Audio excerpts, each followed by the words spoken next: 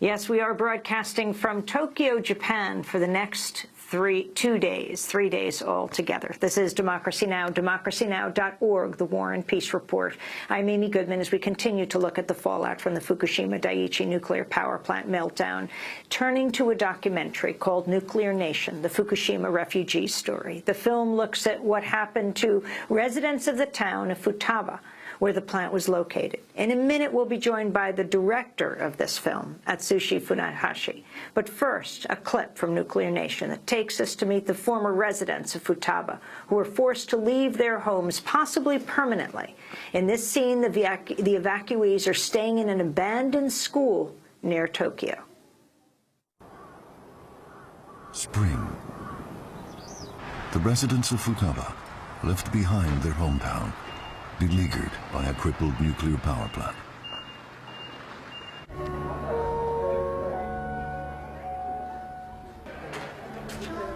More than 1,400 refugees now live here.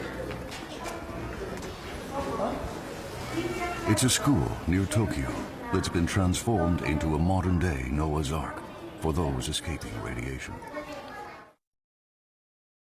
Futaba hosts Fukushima Daiichi. After the accident, the townspeople fled 250 kilometers to the outskirts of Tokyo.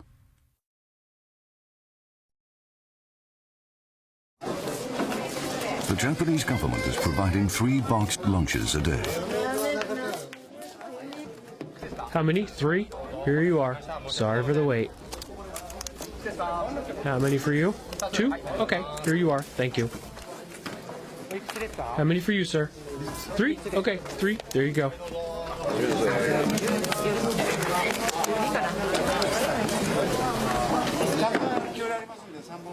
Please help yourself to the cucumbers.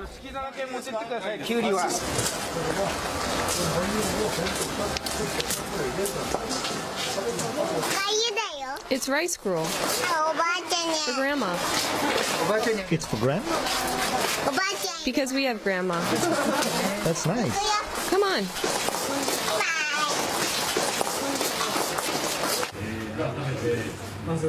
10 to 20 people occupy each classroom.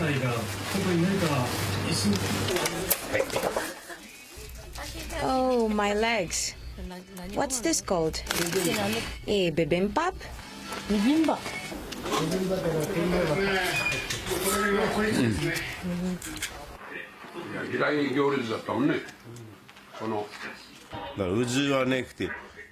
All that was left of our house was the concrete foundation. Terrible. It was all swept away. From relatives to friends. All the cremations are over. Is that right? Even babies and kids. About 200 people from our community died, and 100 of those bodies haven't been identified. That's a clip from Nuclear Nation, the Fukushima refugee story. And we're joined here in our Tokyo studio by its director, Atsushi Funahashi. Welcome to Democracy Now! It's great to have you with us. I watched the film on the plane as I was flying to Japan. It is a powerful film about nuclear refugees. Yeah, thank you for having me, Amy. Yeah. So how did you like it, the film? I mean, it's an astounding film because you have this entire town, Futaba, that was completely relocated into a school. Explain how this happened. It was the entire Japan was pretty much confused right after this accident happened. First of all, the Japanese government ordered evacuation 3-kilometer radius from ground zero from Fukushima Daiichi, then 10 kilometer, then 20 kilometer. It is back March 2011.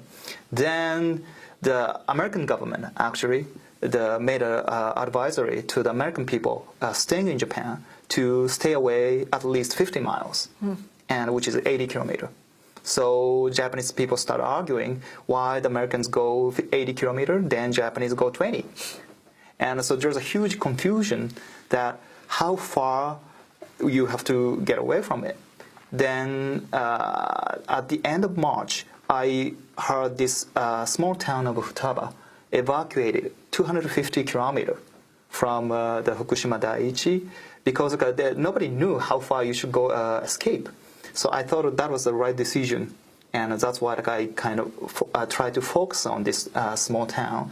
And first of all the town except Futaba stayed inside of the Fukushima prefecture, relatively closer to this Fukushima Daiichi. Then this was the only town, and this town escaped farthermost. And I thought this could be the very interesting and it's meaningful too. You didn't have permission to go and film back in Fukushima, but you got a permit from one of the family members because each family was given 2 permits to return for 2 hours to get their things if they wanted to. Yes. Yes, I tried to negotiate with the government, and they didn't give me any permission to go inside there. And any other independent journalists or documentary filmmakers didn't get the permission to go inside. But I got along very well with this family from Futaba, and they gave me, okay, maybe we go back in there, and then we got 4 permits, and then we are just using 2. So why don't we come together? I want to turn to another clip from your film, Nuclear Nation. This is Masami Yoshizawa, a cattle farmer who defied evacuation orders after the Fukushima disaster. I can't sell these cows. Keeping them, feeding them, and incurring expenses. What's the use in that? I was conflicted. My mind's made up. I'm committed to letting these cows live. My destiny is linked with theirs.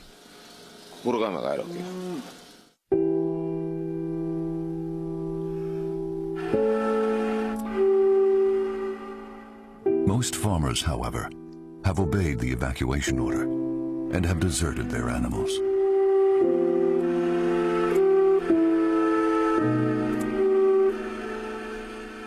Without food or water, the cows were left to die.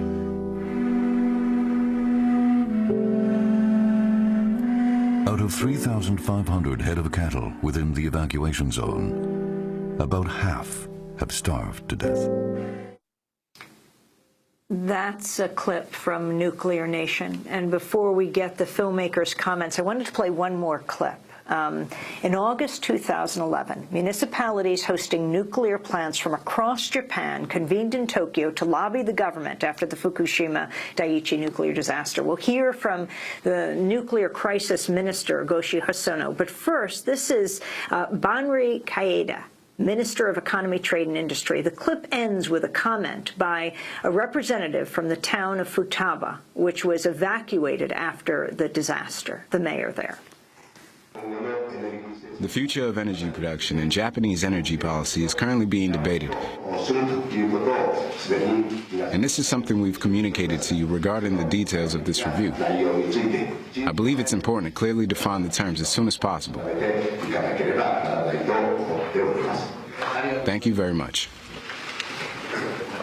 The industry minister leaves his seat in the first 5 minutes.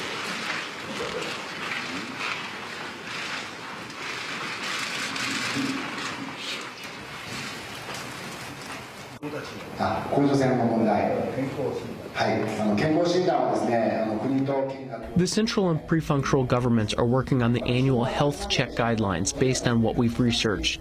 Until now, the impact of radiation on children appears negligible. However, we will endeavor to keep you apprised of any developments.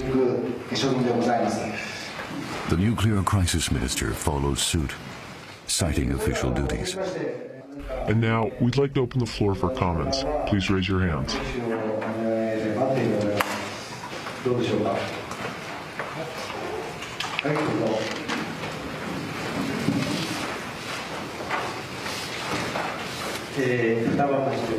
I'm representing Futaba.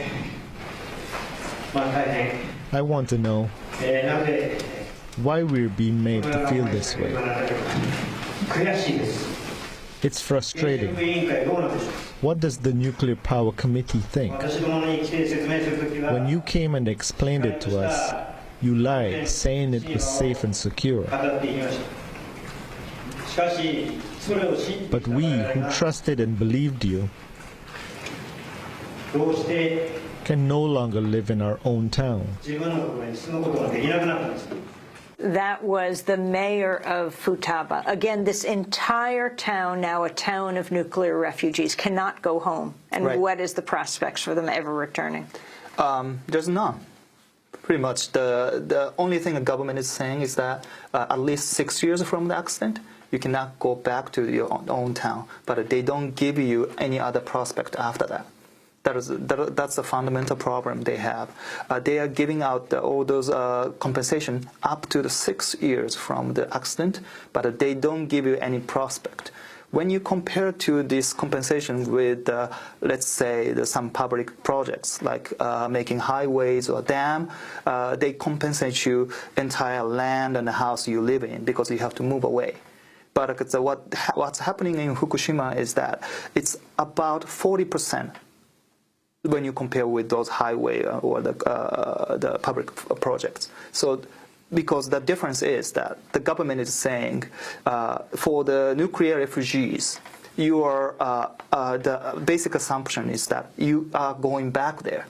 And for the highways and the dam, you're not going back. Although they can't for years. Right. I want to thank you for being with us. Atsushi Funahashi, Director of Nuclear Nation, the Fukushima refugee story. He's now working on Nuclear Nation Part 2. And that ends it for the broadcast. On Saturday, January 18th, I'll be speaking in Tokyo here at Sophia University at 10 a.m. at the International Conference Room, number 2 building. Then Sunday, the 19th, 7 p.m., I'll be speaking in Kyoto. You can check our website at democracynow.org. And then on Monday at the Japanese Correspondents Association here in Tokyo. That does it for our broadcast. Thanks to